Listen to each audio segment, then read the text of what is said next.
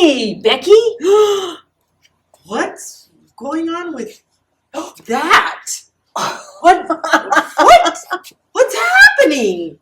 What? It's punctuation. Oh, like a period. Like a period. Yes. Or How are you doing today? like the question The mark that question came up mark, above my head earlier. Yes. Oh, wow. Yeah. That's kind of cool. I like that. So what is it that we use punctuation for? All right. Well, punctuation, we use it for how to describe how we're feeling when we're writing a story. Yeah. Because when you say, yeah, I had a good day, period. Yeah, okay, I had a good day. I'm not real excited about it. I just had a good day. But if I said, I had a great day, exclamation You mark. get an exclamation mark. Exclamation mark. You know what? I love books and reading, and so I see a lot of punctuation, a lot of different types of punctuation in books. And, it helps me understand what the writer was thinking when they wrote the story or wrote the sentence. And it helps me to understand how it should be read. Because if they are excited about something, they want the reader to know that. And then you get an exclamation mark. Yes. Yes. And then if you ask a question like, what's the weather like up there? You get a question mark. And that way somebody knows that you're asking a question. Because, when you ask a question, you have to have a little inflection in your voice. You just don't say, how's the weather up there? How's the weather up there? You have to change your voice a little bit, right? Yeah. So you just do it in your mind as you're reading a story when you see the question mark at the end. Exactly. Or, you have to be excited when you read with the exclamation mark. Yes. Even if it's in your brain, even if you're just reading to yourself, like, you got to be excited about it if there's an exclamation, like exclamation. Like, aha! That's interesting. Yeah. So periods aren't the only punctuation mark out there. No. What about, I also see a lot of commas.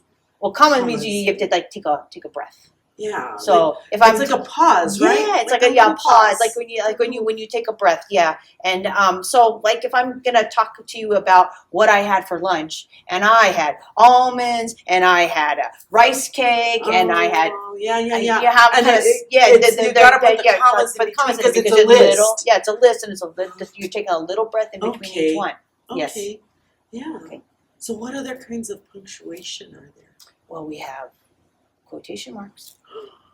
Like when you're saying something or writing something that somebody else wrote, like Secret Silent E said, "Here I come to save the day." And then the exclamation or the quotation marks go at the end. Yes.